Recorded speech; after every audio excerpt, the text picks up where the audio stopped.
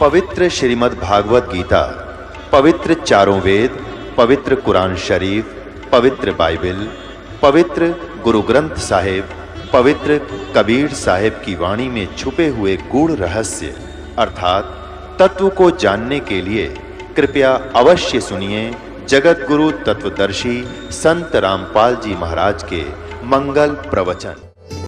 दर्शकों, जगत गुरु संत रामपाल जी महाराज के अद्भुत अलौकिक सत्संग प्रवचनों ने हिंदुस्तान में ही नहीं बल्कि विश्व में एक आध्यात्मिक ज्ञान की क्रांति ला दी है। लाखों श्रद्धालुओं ने हमें इन सत्संगों के प्रसारण के लिए बधाई पत्र भेजे हैं। इसके साथ साथ कुछ श्रद्धालुओं ने कुछ शंकाएं भी हमारे को भेजी हैं। हमने उन सब श्रद्धालुओं की शंकाओं के निवारण के लिए संत रामपाल जी महाराज से भेंट की तथा महाराज जी से उन सभी शंकाओं का निवारण जाना, जिसकी जिज्ञासा हमारे दर्शकों में बनी हुई है। तो आइए अब जानते हैं परम पूज्य जगत गुरु तत्वदर्शी संत रामपाल जी महाराज से आपकी हर शंका का समाधान। महाराज जी, प्रभु की परिभाषा पर कुछ प्रकाश डाले तथा कौन से प्रभु इष्ट रूप में पूज्य हैं तथा उसका प्रमाण कहाँ है? अब पूर्ण परमात्मा की परिभाषा आपको समझाई जा रही है, यानी पूरे ब्रह्मांड की सतीथि बता रहे हैं, असंख्य ब्रह्मांडों की।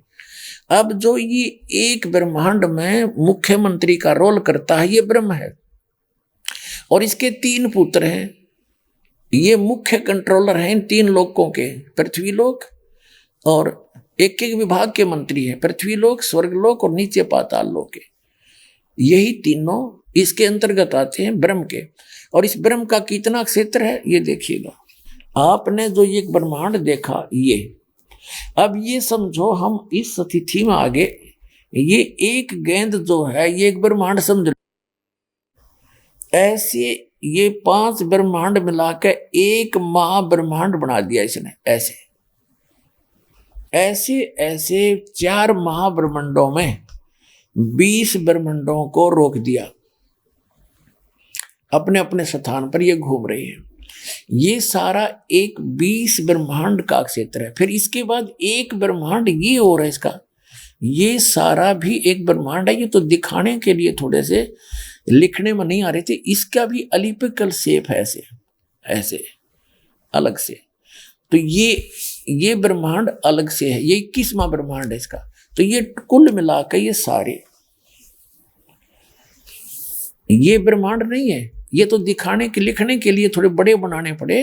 तो ये सारा एक ब्रह्मांड है इतना, ऐसे एलिपिकल शेप है इसकी भी ऐसे।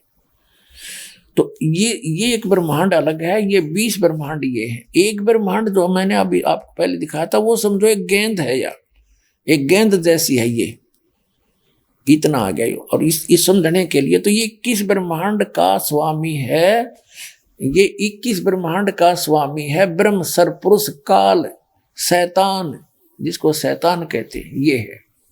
और ये सरपुरुष भी कहलाता। अब देखो, अब ये है, ये जो आपने देखा 21 ब्रह्मांड का ये एक क्षेत्र है, अभी आपने देखा था, ये तो है सरपुरुष का। और इसके बाद जो ये स्थान है इतना, ये रेड लाइन जो है ये वाली, ये है 7 संख ब्रह्मांड इस परब्रह्म के, जिसको अक्षर पुरुष भी कहते हैं। ये सरपुरुष है, ये अक्षर पुरुष है।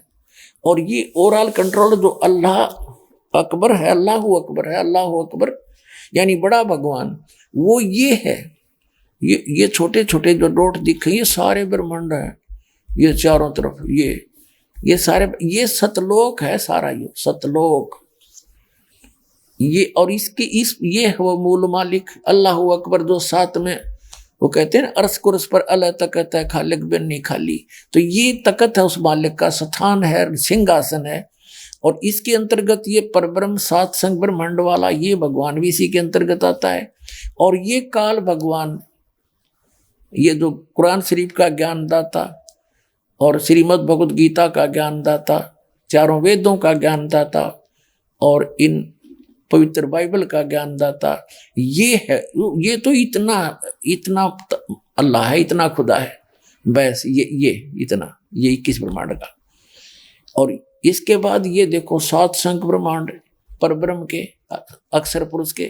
और ये है असंख्य ब्रह्मांड ओवरऑल कंट्रोलर, ये है वो कुल का मालिक, ये है वो अल्लाहु अकबर, बड़ा भगवान ये है।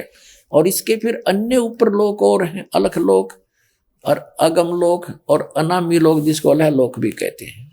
ये ओवरऑल कंट्रोलर, ये मालिक ही अन्य लोकों में भी अन्य रूप धारण करके यही परमात्मा सबका कंट्रोल करता है। और ये है वो मूल मालिक, संसार रूपी वृक्ष की ये जड़ है, वो परम अक्षर ब्रह्म, वो अल्लाहु अकबर, वो जड़ है पूरे संसार रूपी वृक्ष की, जो सबका धारण पोषण करता है तीनों लोकों में प्रवेश करके। अब तीन लोक कैसे हो गए? ये ऊपर का जो लोक है, सतलोक, अलखलोक, अगमलोक और अकय लोक, ये एक लोक अविनाशी स्थान बोला जाता है, उसकी अलग डिवीजन बना दी गई है। और नीचे के ये दो लोक, जैसे सरपुरुष इस ब्रह्म के और अक्षर पुरुष इस परब्रह्म के, सात संग ब्रह्मांड, और ब्रह्म के सरपुरुष के सरब्रह्म के ये 21 ब्रह्मांड, ये दो लोक अलग हैं प्रत्येक। जैसे सरपुरुष का लोक, एक अक्षर पुरुष का लोक, और ये परम अक्षर पुरुष का ये ऊपर का स्थान, ऊपर के अविनाशी जो स्थान है, वो भी एक लोक कहलाता है।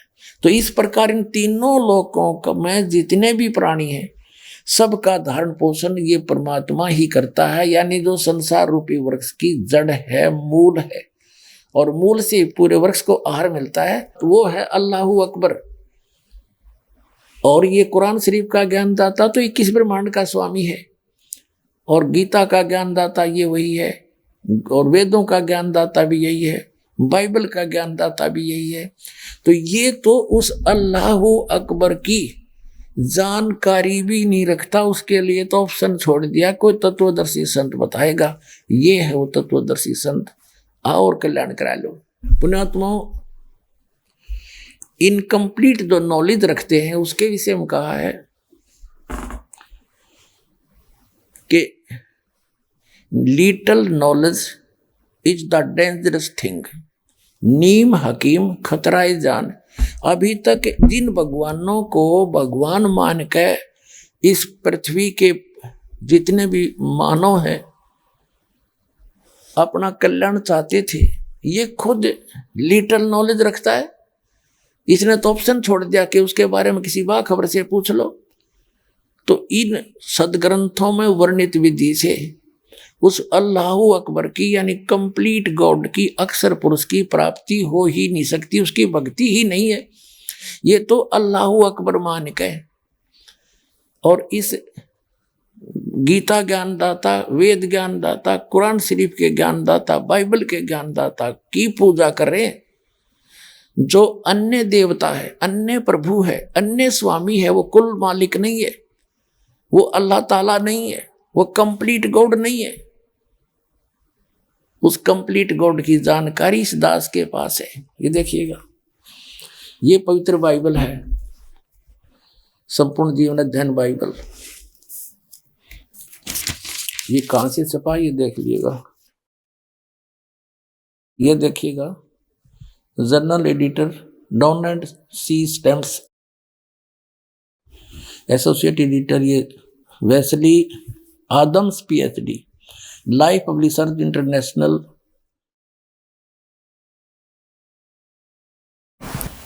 अब ये वही है सारा कुछ, और ये सारा दिखा दूं, पढ़ लो तुम। अब इसके हम इस पे आते हैं उत्पत्ति पर। देखिएगा, ये उत्पत्ति जिसको अंग्रेजी में उन्होंने कहा है जेनेसिस, जेनेसिस 1 प्रश्न नंबर 4 पे। आदि में यानी प्रारंभ में परमेश्वर ने आकाश और पृथ्वी की सृष्टि की। पृथ्वी बेडौल और सुनसान पड़ी थी, यह पहला दिन हुआ। फिर परमेश्वर ने जो कहा, जल के बीच एक ऐसा अंतर हो कि जल 2 भाग हो जाए। सारा कुछ क्या, सांझ हुई, भोर हुई, फिर दूसरा दिन हो गया, फिर सांझ हुई, भोर हुई, तीसरा दिन हो गया। हमने अपने मतलब की बात लेनी, ये चौथा दिन हो गया, सांझ हुई, भोर हुई, फिर चौथा दिन हो गया। अब हम ये 5वां दिन हो गया, प्रश्न नंबर 5 पर आ गए हम। ये सांझ हुई, भोर हुई, 5वां दिन हो गया। अब छठे दिन ये आ गया, छठा दिन, ये छठे दिन में चल पड़ा।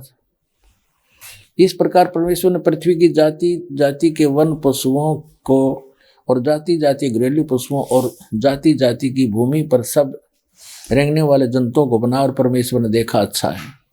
फिर परमेश्वर ने कहा कि हम मनुष्य को, उन सब पशु पक्षियों को बनाकर फिर हम मनुष्य को अपने स्वरूप के अनुसार बनाएं, अपनी समानता में बनाएं, और वे समुद्र की मछलियों और आकाश के पक्षियों और घरेलू पशुओं और सारी पृथ्वी पर सब रेंगने वालों जंतुओं पर जो पृथ्वी पर रेंगते अधिकार रखें। इनका इनसे समझदार हो, जैसे भैंस, गाय, बैल, इनको हमने अपने काम के लिए प्रयोग कर लिया, इनको खाना नहीं, सताना नहीं, इनको जैसे गाय भैंस आपने रखी, उसको पहले पेट भरते हो, चराते हो, उसको नहवाते हो, धोआते हो, प्यार से रखते हो, जब वो दूध देती है।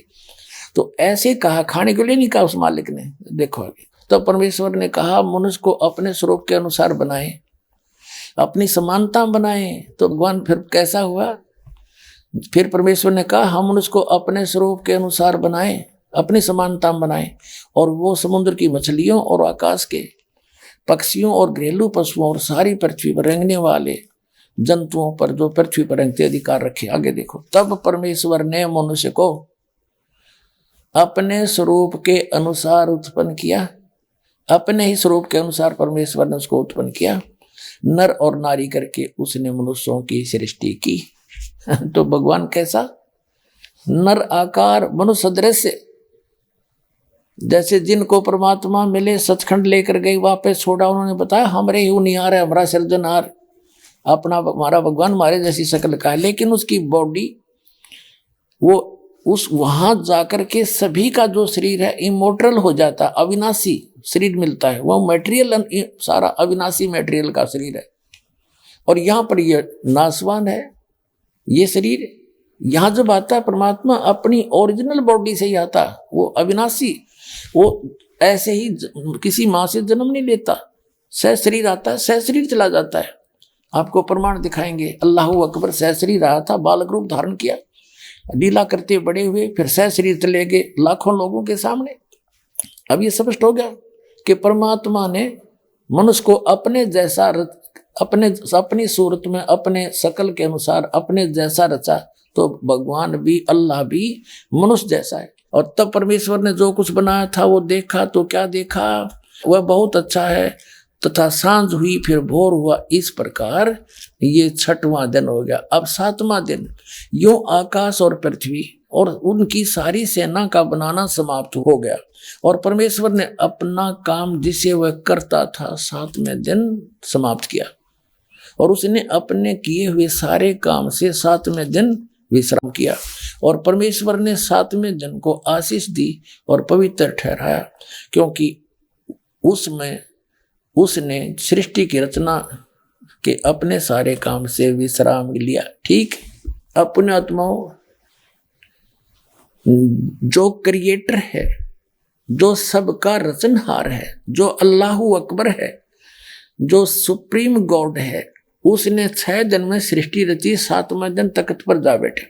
उसी के विषय में कुरान शरीफ में स्पष्ट किया है कि ये वही है। कुरान शरीफ का ज्ञानदाता कह रहा है ये वही अल्लाह अकबर है जिसने 6 दिन में सृष्टि रची, 7वें दिन तख्त पर जा बैठा।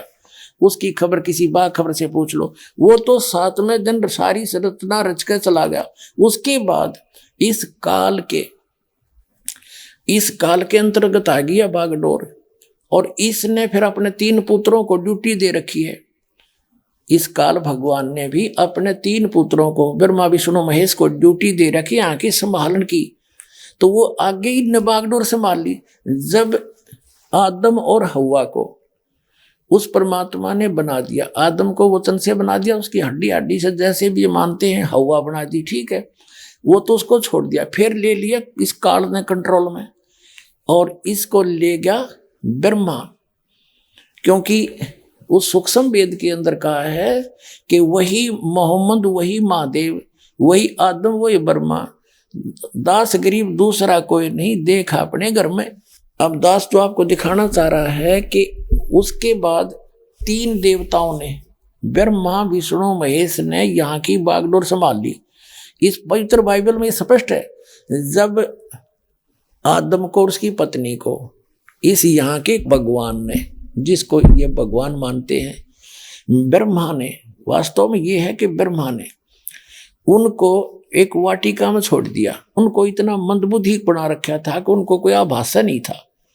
उनसे कहा कि और सब इस वाटिका के सब वृक्षों के फल आप खा लो, लेकिन ये बीचों बीच जो जीवन जो फल हैं बीच वाले वृक्षों के फल मत खाना, खाओगे तो मर जाओगे तुम। यानी झूठ बोलना शुरू किया इसने। एक दिन वो काल आ गया सर्प बन के, वो शैतान कह जिसने, और सर्प बन के आके हवा को बोल दिया कि ये बीच वाले पेड़ के फल क्यों नहीं खाते तुम। उन्होंने कहा कि हम और सब फल खा सकते हैं, अल्लाह ने कह रखा है कि बीच के फलों को ना खाना, तुम मर जाओगे। सर्प ने कहा, काल आ गया सर्प बन के, कि ऐसी बात नहीं है, ये तो बहुत अच्छे फल है, इनको खाने से तुम मरोगे नहीं बल्कि तुम्हें भले बुरे का ज्ञान हो जाएगा। तो उस औरत ने, हवा ने फल तोड़ा, आप भी खा लिया, अपने पति को भी खवा दिया। तो उनको आभास हुआ, उनका नशा सा उतर गया कि तुम तो नंगे हैं, हम। उनको शर्म आई एक दूसरे से। उन्होंने अंजीर के पत्ते तोड़कर लंगोट बांध लिए दोनों ने। फिर कहते हैं शाम के समय वो अल्लाह यानी खुदा, वो परमात्मा आया, उसकी पैर की कदम की आवाज सुनकर वो दोनों छुप गए वाटिका में। और उस भगवान ने आवाज लगाई, ईश्वर ने, कि तुम कहाँ हो आदम। आदम ने कहा कि मैं आपकी आवाज सुनकर घबरा गया और मैं छुप गया क्योंकि मैं नंगा हूं। तो कहते हैं भगवान ने कहा कि क्या तुमने वो फल खा लिए जो मैंने मना किए थे। हाँ, हमने खा लिए, मेरी पत्नी ने खिला दिए। उसकी पत्नी से पूछा तो उसने कहा कि सर्प ने बहका दिया, हमने इसलिए खा लिए। तो वो अल्लाह जिसने, ये भगवान कहते हैं पवित्र बाइबल के पढ़ने वाले, उसने सोचा कि अब इन आदम और हवा ने वो फल खा लिए, ये भले और बुरे का ज्ञान कराने वाले फल खा लिए, और कहीं ऐसा ना हो कि इसी वाटिका में ऐसे भी फल लगे हैं, ऐसे वृक्ष भी हैं जिनका फल तोड़ कर ये खा लेंगे तो ये अमर ना हो जाएं और हम में से एक के समान हो जाएंगे अगर ये फल खा लिया तो। अब दिखाते हैं आए जैसे ये, क्योंकि little knowledge is the dangerous thing, नीम हकीम खतरा जान। ये ज्यादा अटपट करने वाले, ज्यादा मंत्रों के घोट कर दुनिया पर प्रभाव जमाने वाले, ये लिटल नॉलेज वाले हैं, ये नीम हकीम है। इनको कखता पता नहीं। आम जनता ने सोचा बड़ा जल्दी जल्दी बोला, फटाफट फटाफट ये तो गौना विद्वान होगा। विद्वान ये लक्षण नहीं होते, वो तो गर्क होता। कहते हैं बड़ बड़ करे सो भूत है, थोड़ा बोले देव और मान महंत चावे नहीं। ये लक्षण रख ले। जो अटपट करते हैं ना ज्यादा, वो तो कहते हैं भूत समझो उनको, तो वो तो मूर्ख बनाना चाहते हैं जनता को। और थोड़ा बोले देव, महापुरुष तो बहुत सीमित बातें करता है, ढंग से बोलता है। और मान महंत चावे नहीं, मान बढ़ाई चाहता नहीं। ये साधु के लक्षण, ये लक्षण रख ले। तो वो क्या कहते हैं कि ये हिंदू जो है ये एक से अनेक भगवान मानते हैं। और ये जो सतीथी दास ने बताई डेफिनेशन ऑफ गॉड में, परमात्मा की परिभाषा में, एज इट इज है, ऐसे ही सारा है। लेकिन ये कुरान शरीफ का ज्ञान इनकम्प्लीट है। वो तो खुद कहता है कि मैं जानता नहीं मालिक के बारे में, अल्लाह अकबर के बारे में, तो फिर अपने आप इनकम्प्लीट नॉलेज है। यही वेदों का इनकम्प्लीट नॉलेज है। और इसी प्रकार गीता का इनकम्प्लीट नॉलेज है। और ऐसे ही बाइबल का, क्योंकि वो 6 दिन में सृष्टि रच गए, वो तो चले गए, बाद में काल ने बागडोर संभाली। अब दिखाते हैं वो क्या कहता है। एक जिसको ये बाइबल के पढ़ने वाले भगवान कहते हैं, योहा कहते हैं, वो कहता है कि आदम ने और हवा ने यदि इस जीवन मृत्यु वाले फल खा लिए वृक्ष के, तो हम में से एक के समान हो जाएगा। इससे मतलब सिद्ध होगा कि एक से अधिक है वो भगवान। देखिएगा ये पवित्र बाइबल, फिर से ये देखिएगा पवित्र बाइबल, फिर दिखाते हैं आपको। ये वही है पवित्र बाइबल, संपूर्ण जीवन अध्ययन बाइबल। ये अभी आपको दिखाया, ये देखिएगा, ये है। अब इसके हम उत्पत्ति ग्रंथ को पढ़ रहे हैं, यहाँ पढ़ लिया। अब हम यहां जाते हैं, हम थोड़ा सा दिखाएंगे, फिर पढ़ सकते हो आप। वैसे थोड़ा हिंट देते, ये यहां पर लिखा है, तब यहोवा परमेश्वर ने आदम को भूमि की मिट्टी से रचा और उसके नथनों में जीवन का श्वास फूंक दिया और आदम जीवित प्राणी बन गया। और यहोवा परमेश्वर ने पूरब की ओर अदन में एक वाटिका लगाई और वहां आदम को जिसने उसे रचा था रख दिया। और यहोवा परमेश्वर ने भूमि के सब भांति भांति के वृक्ष जो देखने में मनोहर और उनके फल खाने में अच्छे हैं उगाए, और वाटिका के बीच में जीवन के वृक्ष और भले बुरे के ज्ञान के वृक्ष भी लगाया। अब देखो, यहोवा परमेश्वर ने आदम को लेकर अदन की वाटिका में रख दिया और वह उसमें काम करे और उसकी रक्षा करे।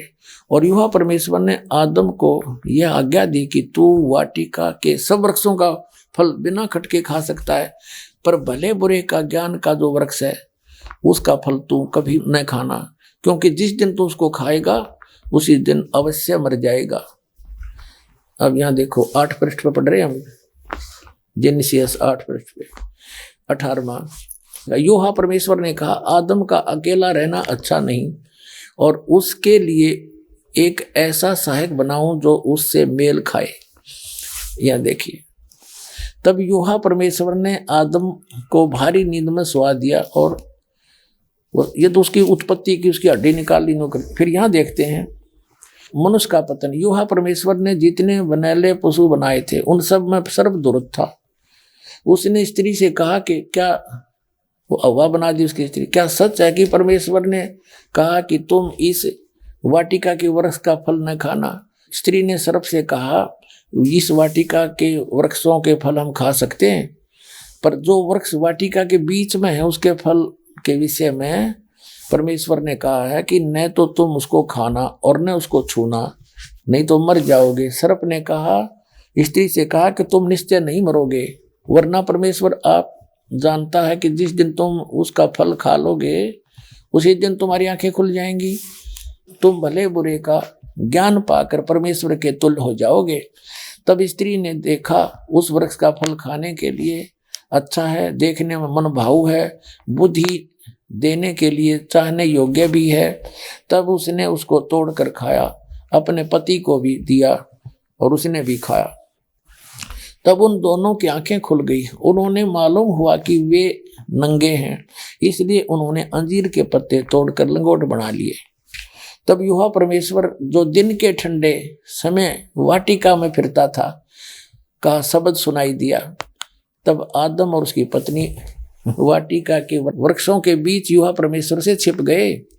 तब यहोवा परमेश्वर ने पुकार कर आदम से पूछा, तू कहाँ है? यानी वो भगवान इतना अज्ञानी है कि नहीं पता फिर वो कहाँ छुप रहे हैं। अब और वाटिका में घूमने फिरने लग रहा है। सारे बाइबल के पढ़ने वाले ईसाई यहूदी कहते हैं भगवान तो निराकार है। बताओ अकल है कोई ज्ञान? ये देखो, और इसमें सपट है, घूमा फिर सारी बात कर रहा है। यहोवा परमेश्वर ने पुकार कर आदम से पूछा, तू कहाँ है? तो उसने कहा, मैं तेरा शब्द बारी में सुनकर डर गया, क्योंकि मैं नंगा था इसलिए छिप गया। अब उसने कहा, किसने तुझे बताया कि तू नंगा है?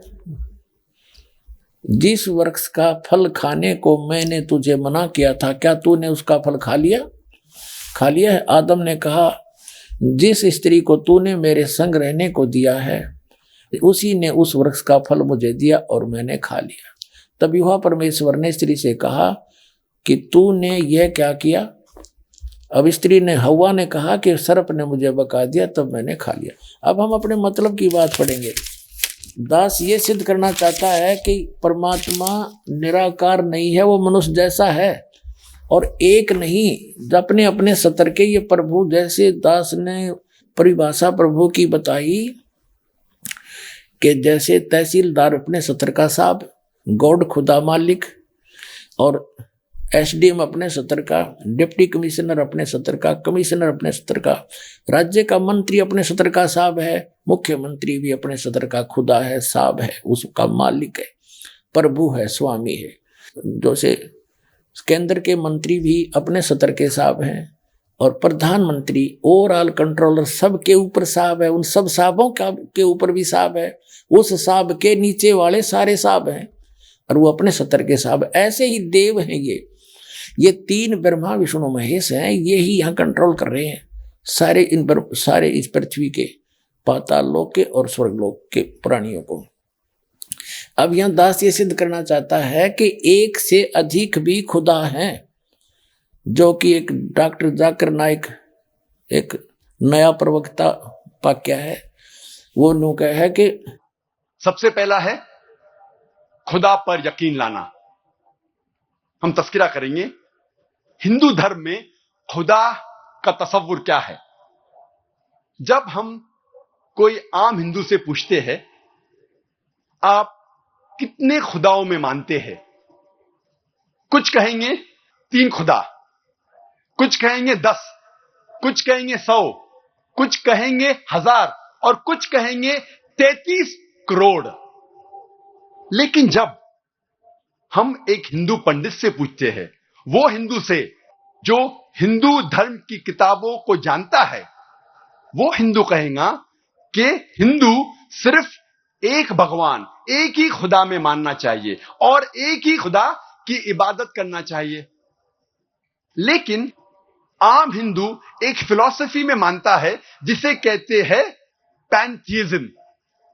पैंथीइज्म की मानी आम हिंदू समझता है सब कुछ खुदा है, पेड़ खुदा है, इंसान खुदा है, सूरज खुदा है, चांद खुदा है, सांप खुदा है। हम मुसलमान समझते हैं कि सब कुछ खुदा का है, पेड़ खुदा का है, इंसान खुदा का है, सूरज खुदा का है, चांद खुदा का है, सांप खुदा का है। अहम फर्क हिंदू और मुसलमान में है। आम हिंदू कहते हैं सब कुछ खुदा है, हम मुसलमान कहते हैं सब कुछ खुदा का है। सिर्फ एक अहम फर्क है का। अगर हम इस का के फर्क को मिटा लेंगे तो हिंदू और मुस्लिम एक हो जाएंगे। दर्शकों, अभी आपने सुने मुसलमान धर्म के प्रवक्ता डॉक्टर जाकिर नाइक जी के विचार, और आइए अब जानते हैं जगत गुरु तत्वदर्शी संत रामपाल जी महाराज जी के विचार। डॉक्टर जाकिर नाइक एक नया प्रवक्ता वाक्य है, वो नु कहा है कि मुसलमान तो सब कुछ खुदा का मानते हैं और हिंदू अधिकतर सबको खुदा मानते हैं। उनका कोई 3 भगवान मानना है, कोई 33 मानना है, कोई 10 मानना है, कोई 33 करोड़ भी देव भगवान मानता है।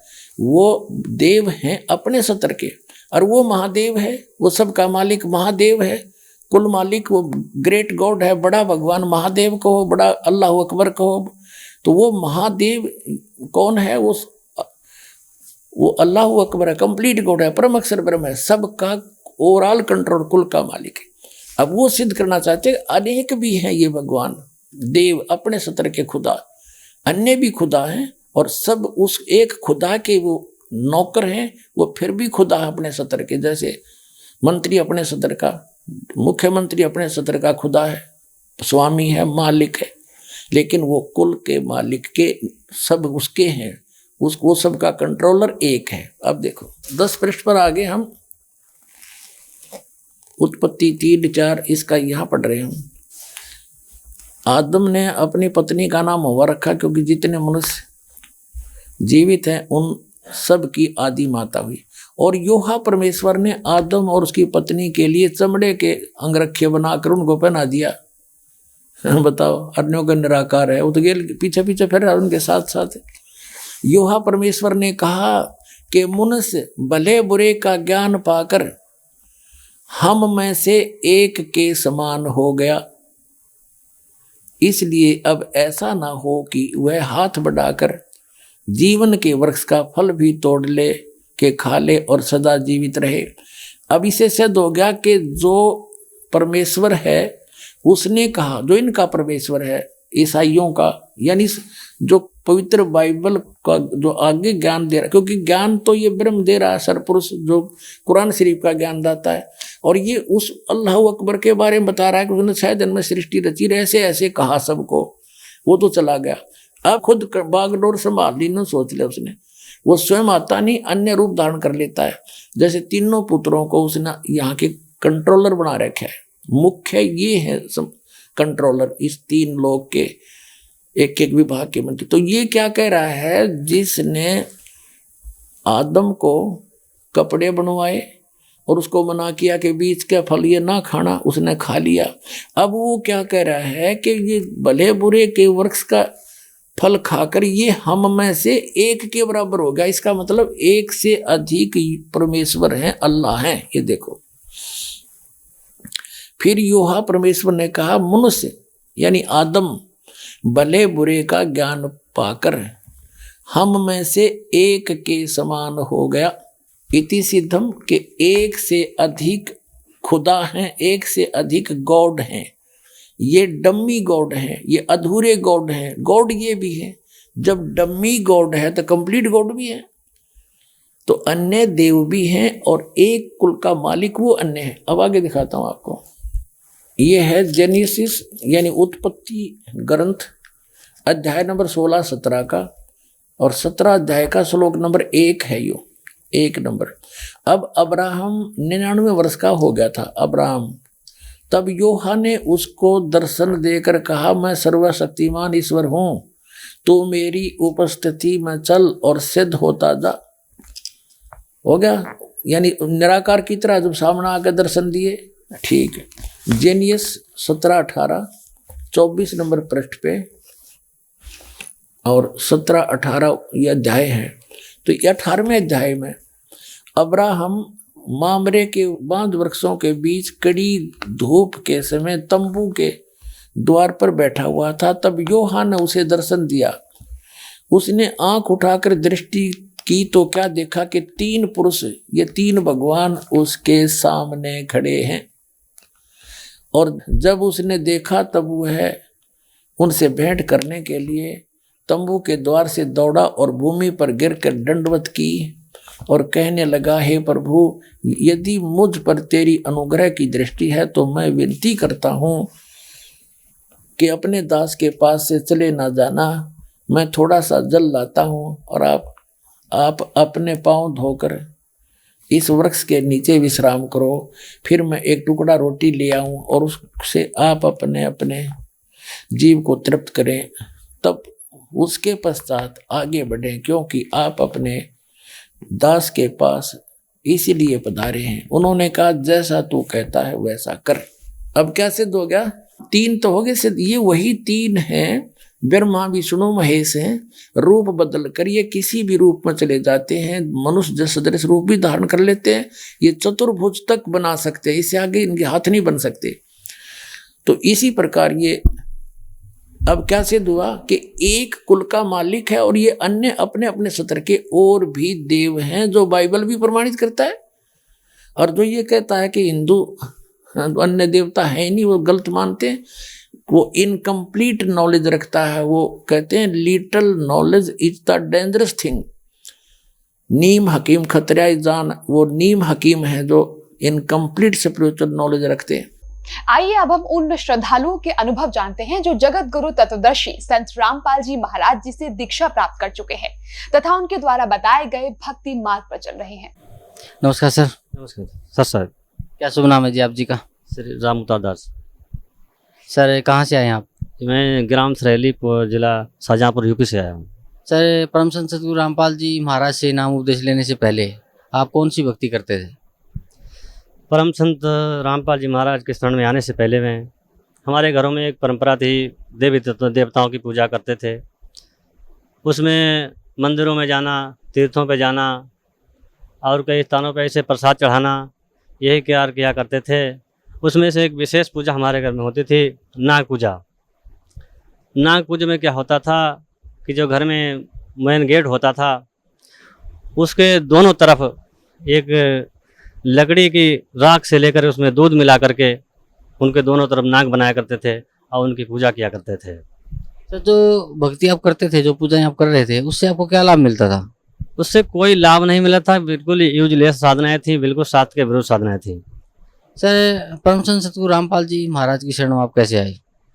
परम संत रामपाल जी महाराज के शरण में ऐसे आए कि एक बार मैं ऐसे, मेरा एक दोस्त भी है और मेरा भाई भी है, हम लोग एक साथ में क्लास फेलो हैं, पढ़े हैं साथ साथ में।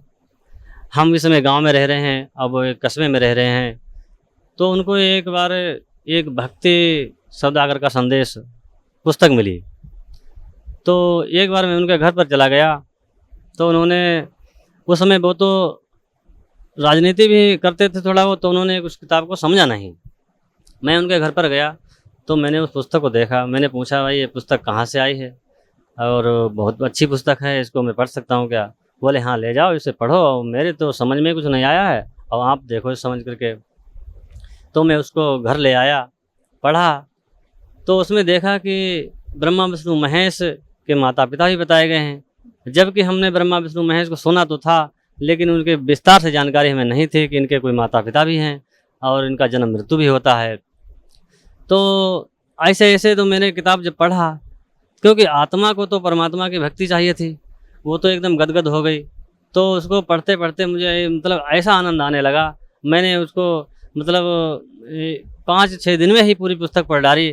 तो इतना आनंद आया, तो मैंने सोचने लगा अब संत से मिलना चाहिए भाई, बहुत अच्छा ज्ञान दे रहे हैं और ऐसा ज्ञान हमने कभी सुना नहीं है, ना कहीं देखा है। तो मैंने उनसे कहा, भाई ये पुस्तक कैसे तुम्हें प्राप्त हुई, कहाँ से लाए हो? तो मैंने कहा, उसमें उस करौथा का पता पड़ा हुआ था उस पुस्तक में।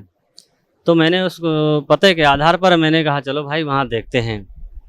उसके पहले हमारे यहाँ एक इस समय वर्तमान में मिशन चल रहा है भोले बाबा के नाम से, भोले बाबा उर्फ साकार विश्वरी के नाम से। उसने इसमें वर्तमान में कम से कम लाखों संख्याओं को, उसने जीवों को अपने जाल में फांस रखा है। उसी में हम भी जुड़े थे। तो और उसके पास ज्ञान तो कुछ है ही नहीं, वो सिर्फ एक ही बात कहता है कि साकार विश्वरी की संपूर्ण ब्रह्मांड में सदा सदा के लिए जय जयकार हो, जय जयकार हो। बस यही उसका मूल मंत्र है, यही उसका नाम है और यही उसका जाप है। इससे कोई लाभ नहीं है। मैं 2 साल में उसमें रहा और उसमें क्या होता है कि 3-4 गांव में मिला करके एक कमेटी बनाई जाती है। कमेटी बनाने के बाद में उसमें एक अध्यक्ष बनाया जाता है, कोषाध्यक्ष बनाया जाता है, 2-4 सदस्य बनाए जाते हैं। तो उसमें मैं मेन था, अध्यक्ष बनाया गया था। तो उसमें सत्संग किया करते थे, हर महीने में एक दिन निश्चित कर लिया जाता था, उसमें सत्संग करते थे। सत्संग में मतलब करते करते मुझे उससे कोई ऐसे लाभ प्राप्त नहीं हुआ कि मैंने सोचा ये तो बेकार है, इसमें कोई लाभ होने वाला नहीं है। तो ऐसे ऐसे तो मैंने उस पर उनसे कहा एक बार हमने कि चलो भाई वो पुस्तक हमने पढ़ी थी, आपके पास लाए थे, उसके बारे में खोज करते हैं कहाँ है। तो करौथा का उसमें पता था मैं तो, और उसका एक सत्संग महीने के प्रथम मंगलवार को एक विशेष रूप में होता था, मानव मंगल मिलन कहते थे। उसका सत्संग उस्मान एटा जिला में एक आवागढ़ कस्बा पड़ता है, उसमें पड़ा था। तो मैंने कहा चलो वहाँ सत्संग देखेंगे और फिर वहाँ से फिर चलेंगे, वहाँ देखेंगे, संत जी से मिलेंगे। तो मैं सत्संग में गया और लोग कहते थे कि ये विष्णु के अवतारी हैं और परमात्मा स्वयं आए हुए हैं। तो मैं गया, जबकि मैं उसके मंच के पास ही में बैठा था, तो डर भी इतना लग रहा था कि कहीं मुझे पहचान ना लें कि कहाँ जा रहे हैं। लेकिन ऐसी कोई बात नहीं हुई। सत्संग समापन हुआ, उसके बाद में मैं एटा आया, एटा से मैंने बस पकड़ी, दिल्ली आया और दिल्ली से फिर ट्रेन पकड़ी, मैं रोहतक आया। रोहतक से बस अड्डा गया और बस अड्डे के बाद में मैंने पता किया करौथा कहाँ पड़ता है। तो बस अड्डे पे बताया कि झज्जर रोड पे करौथा पड़ता है। बस पर बैठ गया मैं, करौथा जाकर उन्होंने उतार दिया। वहाँ कोई मिला नहीं रास्ते में, तो मैं गांव सीधा चला गया। गांव जाने के बाद में एक व्यक्ति मिला मुझे, तो मैंने उससे पूछा कि भाई यहाँ पर संत रामपाल जी महाराज हैं कोई, उनका आश्रम बना हुआ यहाँ पर है कोई? तो बोला कहाँ से आए हो? मैंने बोला यूपी से आए हैं, क्योंकि मैं भाषा मेरी समझ गए वो। तो बोला तुम्हारे यहाँ कोई संत नहीं है, कोई बाबा नहीं है, यहाँ किसके चक्कर में पड़ गए हो? वो तो एक नंबर का गुंडा है, एक नंबर का बदमाश है, और यही से बहुत ने अनाप शनाप गालियाँ दी परमात्मा के बारे में। तो मैंने सोचा, एकदम दिमाग मेरा घूम गया। मैंने सोचा ये पुस्तक में क्या लिखा हुआ है और ये लोग यहाँ के क्या बता रहे हैं, तो मेरा कुछ समझ में नहीं आया। बोला यहाँ से जल्दी भाग जाओ, नहीं तो इतने मारे जाओगे, पहचाने नहीं जाओगे। तो मैं आया रोड पे, दोनों व्यक्ति जो थे हमारे साथ में रोड पे आया, तो रोड पे क्या देखा, एक व्यक्ति ठेले पे अंडे बेच रहा था। तो मैंने पूछा इससे भी पूछ लेते हैं क्या स्थिति है। तो उससे पूछा जाकर मैंने, भैया यहाँ पर संत रामपाल जी महाराज का आश्रम कहाँ पे है? तो बोला अच्छा तुम रामपाल के चेले हो, मैंने कहा चेले नहीं है, मैं देखने आया हूँ कि संत बहुत अच्छे हैं, उन्होंने ऐसा ऐसा ज्ञान लिखा, ऐसा ज्ञान तो हमने कभी सुना नहीं था, वो ऐसा ज्ञान दे रहे हैं। तो बोला अच्छा कि उन्होंने, हाँ उसमें क्या करता, करौथा कांड की एक पुस्तक थी, तो उसमें कुछ जो वहाँ पर मतलब लड़ाई हुई थी, दंगा फसाद हुआ था, उसमें कुछ चित्र थे, तो उसी पुस्तक पे फाड़ फाड़ के अंडे दे रहा था वो। तो उसने पटक दी मेरे सामने के लिए, देख ये पुस्तक देख, इसमें देख क्या है लिखा हुआ है। कैसे देख, देख मैं फोटो देख, लड़ाई है हो रही नहीं हो रही, तू उसके संत के पास आया है, वो तो एक नंबर का बदमाश है, वो ऐसा करता है वैसा करता है। उसने भी यही बात की। तो मेरा तो दिमाग घूम गया, मैंने कहा ये तो बेकार गलत जगह पे आ गए भाई। तो मैंने कहा चलो भाई अब तो घर चलते, क्योंकि शाम को चार बज चुके थे। मैंने सोचा अब रात को कहाँ रुकेंगे यहाँ पर। मैंने तुरंत वहाँ पर वापस हो लिया, रोहतक आ गया। रोहतक आने के बाद ट्रेन पकड़ के मैं घर चला गया। घर जाने के बाद क्योंकि आत्मा को संतुष्टि नहीं हुई, आत्मा ने तो पुस्तक पढ़ी थी, ज्ञान उसमें ऐसा था। तो दूसरे दिन मैंने फिर पुस्तक को देखा, मैंने कहा ऐसा हो नहीं सकता है और कैसे हो गया ये। तो मैंने फिर पुस्तक को देखा तो उसमें मेरे एक नंबर मिल गया, मोबाइल नंबर मिल गया। तो मैंने उस नंबर को लगाया, तो नंबर किसी भगत के पास लगा। तो मैंने उससे पूछा भाई ये पुस्तक तो कुछ और बता रही है और हम वहाँ पर गए तो वहाँ के लोग तो कुछ और बता रहे हैं, ये क्या मामला है भाई, मुझे मतलब सच्चाई के बारे में बताइए। तो बोला आप कहाँ से बोल रहे हो। तो मैंने पूरा बताया और मैंने ऐसे ऐसे वहाँ करौथा गया। तो बोला तुम आप गलत पहुँच गए, वहाँ इस समय आश्रम बंद है और आप बरवाला आ जाओ। तो मैंने कहा बरवाला कहाँ पड़ता है।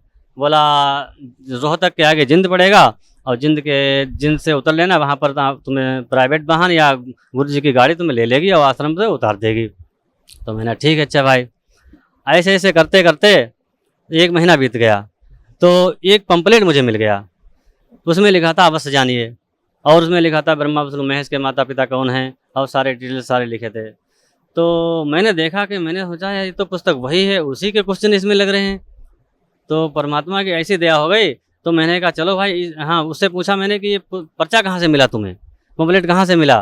बोला एक भगत है उसने मुझे दिया है। मैंने कहा उस भगत को खोजो, कौन है भगत, उसको पता होगा।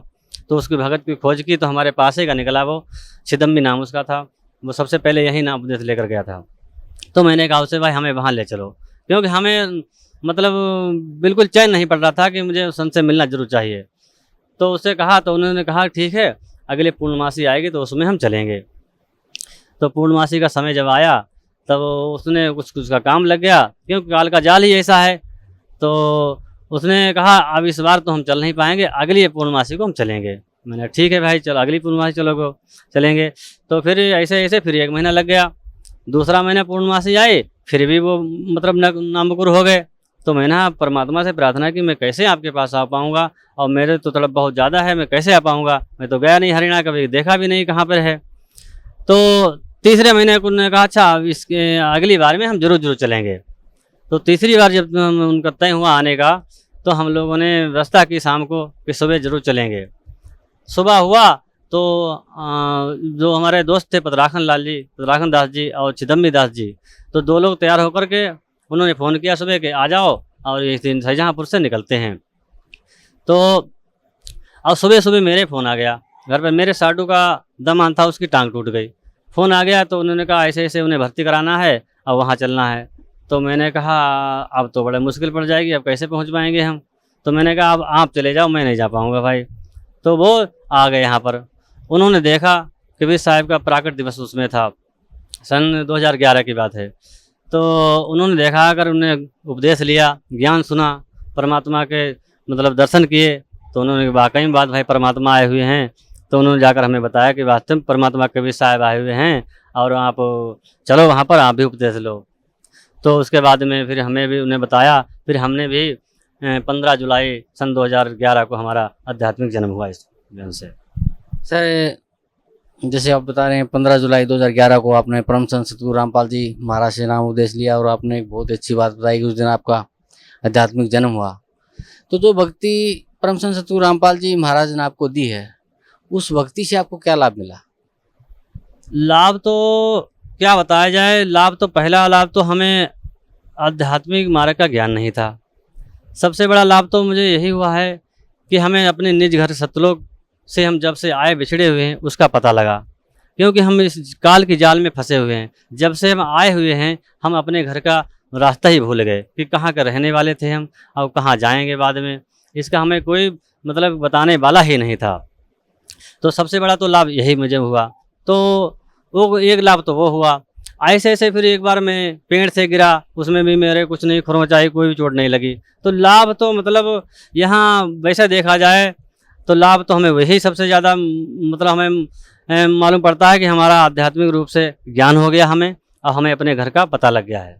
सर, पहले आप जो भी अन्य साधनाएं करते थे उसे आपको कोई लाभ नहीं मिला, और परमसंत सतगुरु रामपाल जी महाराज से नाम उपदेश लिया तो आपको एक आध्यात्मिक लाभ भी मिला। और जैसा आप बता रहे हैं कि आपको अपने निज घर का पता चला कि हम कहाँ से आए हैं, कैसे वहाँ जाएंगे। तो भक्त समाज को क्या संदेश देना चाहते हैं सर आप? भगत समाज से मैं यही कहना चाहता हूँ कि परमात्मा कहते हैं कि मानुष जन्म दुर्लभ है, ये मिले न बारंबार, और तरवर से पत्ता टूट गए फिर बहुर लगता डार।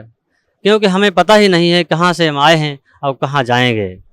तो सतगुरु रामपाल जी महाराज पूर्ण रूप से इस समय धराधाम पर परमात्मा कबीर साहब के अवतार आए हुए हैं, और हम उनसे खास करके जो वर्तमान में भोले बाबा हमारे यहाँ साकार विश्व के नाम से उनका मिशन चल रहा है, लाखों व्यक्तियों को उन्होंने अपने कब्जे में कर रखा है। उनसे हाथ जोड़कर प्रार्थना करना चाहता हूँ कि आएँ, परमात्मा के चरणों में आकर के उपदेश लें और अपने तत्व ज्ञान से उनको तौलें, जानें, समझें कि हम आखिर में क्या कर रहे हैं, क्या करना चाहिए और हम क्या कर रहे हैं यहाँ पर। तो उनसे हमारा यही निवेदन है, और सारे धर्मों से जो अन्य पंथ चल रहे हैं, सारे मिशन चल रहे हैं, उनसे भी मेरी यही निवेदन है, प्रार्थना है कि आएँ और अपना कल्याण कर पाएँ, अपने निज सतलोक घर को चले जाएँ। सर धन्यवाद, आपका बहुत बहुत धन्यवाद। बहन जी, क्या शुभ नाम है आप जी का? माया। बहन जी, कहाँ से आए हैं आप? मैं एमपी से। बहन जी, परम संत सतगुरु रामपाल जी महाराज से नाम उपदेश लेने से पहले आप कौन सी भक्ति करते थे? हम सबकी भक्ति करते, माता जी की भी करती थी, मैं शिव की भक्ति करती थी, बचपन से शिव की पूजा करती थी ज़्यादा करके। बहन जी, जो आप शिव की पूजा करते थे या माता जी की पूजा करते थे, उस भक्ति से आपको क्या लाभ मिला? कुछ भी लाभ नहीं मिला। बहन जी, परम संत सतगुरु रामपाल जी महाराज की शरण में आप कैसे आए? परमात्मा खुद मेरे को लेने पधारे, मेरे को सपने में आके ने बर वाले देखा, मैंने सपने में बर वाला का टिकट दिया। फिर मेरे पति ने क्या एक टिकट से नहीं जा पाएगी, फिर परमात्मा ने मेरे को एक और टिकट दिया, मेरे को 2 कलदार दिए, 2 टिकट दिए। तो मैं जैसी पलटी ऐसी मैं एक कुएं में गिर गई। तो परमात्मा में ऐसे पकड़ के मिट्टी के ऐसे थे, वो पकड़ के निकल रही थी। परमात्मा ने मेरा हाथ पकड़ के ऊपर खींच लिया, मैं बाहर निकल गई। फिर सुबह हुआ, मैंने मेरे बच्चे से बताया, मेरे आदमी से बताया। मेरा आदमी ने क्या हवा जा, मैंने क्या मैं कहीं भी तीरथ नहीं जाऊँगा, मेरे को बरवाला का है। मैं पढ़ी लिखी भी नहीं थी, बिल्कुल भी नहीं जानती। और मेरा लड़का थोड़ा पढ़ा हुआ 12वीं तक, बड़ा, वो लेके आया मुझे। फिर तो एक माई ने इतनी अच्छी आई, क्या मालूम परमात्मा ने भेजी। तो मैंने क्या वाह, उस माई ने मेरा क्या कि यहाँ बिछा लो, सो गई रात भर मेरे पास। और सुबह में उठी तो उन्हें क्या तुम नहा लो, फिर वहाँ से फार्म लेना। तो वहाँ हम नहाने गए तो उनने मेरे कपड़े वपड़े पकड़े, मैं पर्स मोबाइल सब पकड़ा।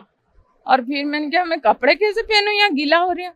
तो उन्हें क्या कि ये पाटला लाई कहाँ से, और वो उस पर मैंने साड़ी पहनी, पाटला लगाए। और फिर उतने टाइम उनने मेरे कपड़े भी धो दिए, उस माई ने मेरे कपड़े धो दिए। मैंने सोचा, पहली बार आई थी, मैंने सोचा कि यहाँ पे सेवादार करते होंगे ऐसा काम।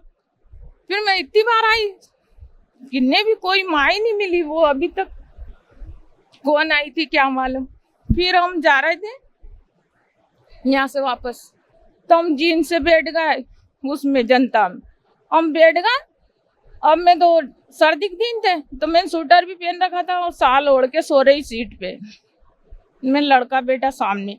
और 2 बुजुर्ग थे, संत लोग, भक्त थे वो भी। वो उन्होंने बताया था हम गुजरात से आए।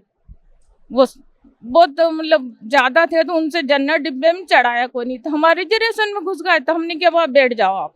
तो उनने बोला कि टीटी आएगा तो हमारे से पैसे लेगा। तो मैंने क्या नहीं आएगा टीटी, ना आएगा तो हमारे सीट पे बैठे हम बोलेंगे।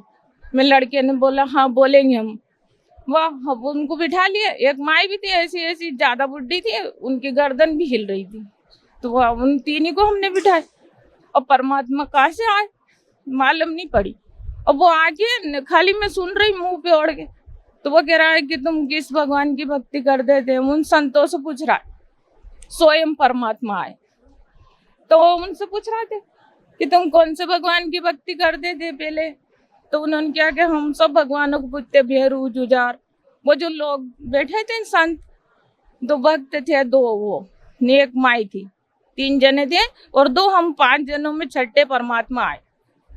छठे परमात्मा आके बैठ गए। अब बैठे बैठे मैं तो जैसे उठी, मैंने क्या दिल्ली वाले तो जद हमारे से लड़ाई करते जाए, तो मैंने कहा ये बुड्ढे है गांव के टेपे जैसे लग रहा है। तो उन्होंने सापा भी ऐसे पगड़ी बांधी हुई थी और वो शर्ट के गुंडे ऐसे लगी हुई थी, उन लोगों धोती होती पहनने की।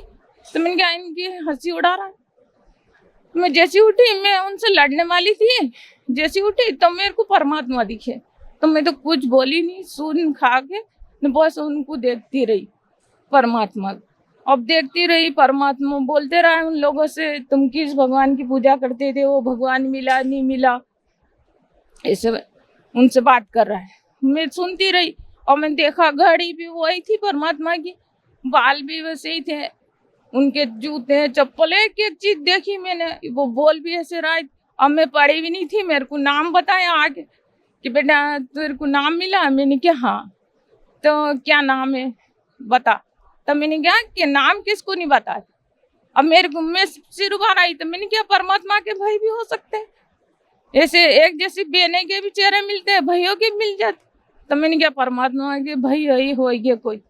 तो मैंने उनको थोड़े, मैंने परमात्मा तो हंसी में डाल रहे थे, फिर भी मैंने उन्होंने मेरे को बताया नाम। तो फिर ही बोला बेटा ऊपर नीचे का एक ही नाम है। तो मैं ध्यान दे रही थी उनकी बातों। वो ऐसी प्यार से बोल रहे थे कि ऐसे तो कभी पिताजी ने भी नहीं पूछा होगा, ऐसे ऐसी बात कर रहे थे। फिर मैं लड़के से बोला कि तूने क्यों नहीं लिया नाम, आपने क्यों नहीं लिया। तो उन्होंने बोला मैं नहीं ले सकता। कि क्यों? कि जैसे मैं जिस माँ की पूजा करता आ रहा, अब इस माँ को छोड़ के मैं दूसरी माँ नहीं कह दूंगी या मेरी माँ है। जैसे या मेरी माँ बैठी या जी मेरी माँ, अब इस माँ को छोड़ के मैं दूसरी माँ नहीं कहता, बोलता कि या मेरी माँ।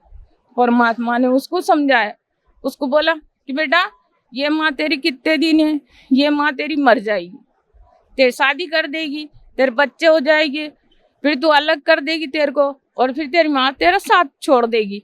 तो तू परमात्मा से ले ले नाम। तो उनने बोला कि मैं नहीं ले सकता। फिर उनने बताया बागर से छड़ी लाया, मैं मेन घोल हूँ, जैसे हमारे पूजा करते हैं वो सब बता दिया परमात्मा से। तो परमात्मा ने फिर समझा दिया मेरे को इशारे में कि यो ले लेगा नाम, ऐसे करके कि ले लेगा। तो मैंने क्या परमात्मा ले लेगा तो अच्छी बात है। फिर मैंने परमात्मा से बोला कि आप ही परमात्मा। ऐसे बोलते ही परमात्मा तो एकदम खड़े हुए, उनको तो ऐसे नीला दिए, सब पसीना आ गया। पसीना आके सब साफ करके चले गए। वाह, परमात्मा तो चले गए। अब मैं उस दिन से अभी तक देखूं कि जब परमात्मा के भाई थे या कोई भी था, ऐसा संत था या भक्त था, तो मैं आज दिन तक मेरी आंखें ढूंढती रहती कि वो अब तो दिखे कहाँ भी। अभी तक कोई भी नहीं दिखा मुझे। और फिर मैं सपने में फिर आए परमात्मा घर पे। तो जैसे परमात्मा आए तो फिर पहचान लिए मैंने घर पे। तो दरवाजे पे आए, जैसे मैं दंडक प्रणाम करने लगी तो मैंने क्या परमात्मा मैं बहुत गंदी हूँ, मेरे इतने कपड़े गंदे और परमात्मा इतने सफेद। तो मैंने क्या आपके कपड़े गंदे हो जाएंगे। परमात्मा ने क्या तुम भी इतनी सफेद। और सही में ही मैं इतनी काली थी, आप ये लोग नहीं माने तो कभी मेरे वो दिख चली थी नहीं। फरवरी में 23 फरवरी का फोटो देखना और आज का देख, इतना कलर साफ आ गया मेरा। और फिर सिमरन करते करते मेरे पे परमात्मा तो रोज ही मेरे पे कहीं ना कहीं मेहर होती रहती। सिमरन करते करते मेरे को जैसे ऐसे पट खुल गए बदल में। और मैंने देखा इतना बड़ा सतलोक है, इतना बड़ा सतलोक कि जैसे परमात्मा बताते नहीं, उससे तो कई ज्यादा देखा मैंने। अब मैंने जैसा देखा नहीं तो ऐसे बड़े बड़े घर इतने सफेद। फिर वहाँ हिरन दिखे मुझे, मकान दिखा, बड़े बड़े मेल, फिर सीधे हिरन दिखे। तो ऐसे हिरन चमक रहा सोने जैसे। तो मैंने उस हिरन को जाके मैंने क्या मूर्ति वूर्ति बना रखी होगी सोने की, तो मैंने उसको हाथ लगा दिया। सिमरन करती करती क्या मालूम परमात्मा ले जाए क्या हो, मैंने उसको हाथ लगाया तो वो चारा खाने लग गया। तो मैंने कहा हाँ यार ये तो जिंदा है, मूर्ति नहीं है। फिर मैं चली थोड़ी, फिर मेरे को इतना अच्छा लग रहा है, मैं घूम रही तो फिर मेरे को गाय दिखी। तो गाय इतनी सफेद ऐसी गाय अभी तक मैंने नहीं देखी, ऐसी सफेद गाय दिखी। फिर मैं चली, फिर मेरे को मोर दिखे, मोर तो ऐसी जैसे यहाँ है जैसे वहाँ है। फिर मेरे को घोड़े दिखे वहाँ पे परमात्मा के वहाँ पे। और मैं आज भी मेरे को नींद लग जाती है तो परमात्मा आके बोलते हैं कि उठो बेटा भक्ति करो, और मैं 3 बजे उठ जाती हूँ और मैं सिमरन करने लग जाती हूँ। और मेरे को है ना तकलीफ बहुत होती थी, इसलिए मैं बरवाल आई थी, मैं तम्बाकू खाती थी, मेरे बहुत पेट में दुखता था, मेरे को लेटरिन नहीं आती, और मेरी सोनोग्राफी कराई बहुत बार, मेरे कोई आराम नहीं हुआ। 1-1 घंटा लेटरिन बैठी रहती, लेटरिन नहीं आती। डॉक्टरों ने बोल दिया कि इनके आंटी पड़ी हुई आंत में। फिर डॉक्टर ने बोला आंत में आंटी पड़ी, तो मैंने क्या छोरन के ऑपरेशन कराए, मैंने क्या मैं ऑपरेशन नहीं करूँ। फिर है तो और फिर सोनोग्राफी कराई, एक ने बोला आंत अलग से बढ़ गई। वाह, फिर मैं यहाँ आई, मैंने क्या मैं तो वहीं जाऊँगा। फिर यहाँ आई तो मेरी तम्बाकू खाना छूट गई, फालतू चीज़ें सब छूट गई, और मैंने परमात्मा का नाम लिया। मैंने क्या मेरे को लेटरिन नहीं आती है, इतनी दस्ते लगी कि बिल्कुल पेट साफ हो गया मेरा। और मैं 8 दिन तक मैंने एक गोली भी नहीं खाई, इतनी अच्छी हूँ मैं अभी तक। और बीमारी तो कटी सारे मेरे इतने घर में लड़ाई झगड़े होते थे वो भी अच्छे रहने लग गए, सब शांतिपूर्वक।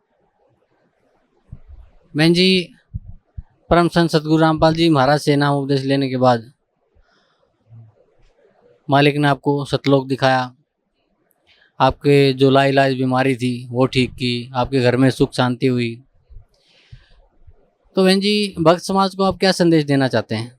भक्त समाज को तो ये संदेश दूंगा कि जो भी जैसे बड़े बड़े लोग तो अस्पतालों में 10,000, 20,000, 40,000 लगा दे, और गरीब लोग यहाँ आते, और गरीबों को मैं बहुत से भक्तों से मिली, बहुत से भक्तों मतलब 10,000 में से 9,000 लोगों का दुख कट गया, बिल्कुल दुख नहीं है उनको। और केवल रेगा है मतलब 10,000 में से 9,000 लोगों का 100% दुख कट गया, और रहेगा 1,000 वो मर्यादा में नहीं रहते हैं, और मर्यादा में रह के सिमरन करेंगे तो उनका भी दुख दूर हो जाएगा। तो मैं भक्त समाज से यही प्रार्थना करूँगा कि सब यहाँ आओ बरवाला, और सतगुरु रामपाल जी महाराज से दीक्षा लो, अपना दुख भी कट जाएगा बिना पैसों से, और आपका मोक्ष भी मिलेगा। जी धन्यवाद, आपका बहुत बहुत धन्यवाद।